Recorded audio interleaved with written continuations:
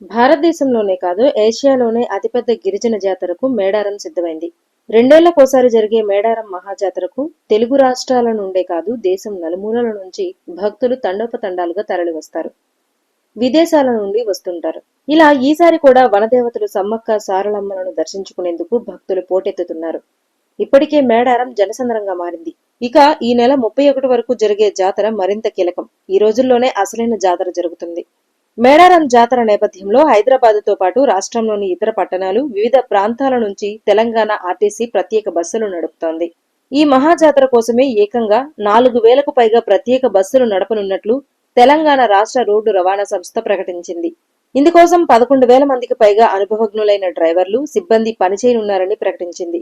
రాష్ట్ర నలుమూలల నుంచి బస్సులు నడుపుతున్నామని, మేడారం మహాజాతరకు చేరుకోవడానికి అత్యంత భద్రమైన ప్రయాణం ఆర్టీసీ అందిస్తుందని ఆర్టీసీ ఉన్నతాధికారులు చెబుతున్నారు. హైదరాబాద్ నుంచి మేడారంకు భారీగా ఆర్టీసీ బస్సులు నడవనున్నాయి.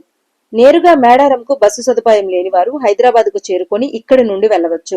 జనవరి 28 నుంచి 31 వరకు 24 గంటల పాటు బస్సులు అందుబాటులో ఉంటాయని ఆర్టీసీ అధికారులు తెలిపారు. ఛార్జీల విషయానికి వస్తే హైదరాబాద్, మేడారం మధ్య నడిచే ప్రత్యేక బస్సుల్లో 600 నుంచి 630 రూపాయల ఛార్జీ ఉంటుందని ఆర్టీసీ ప్రకటించింది.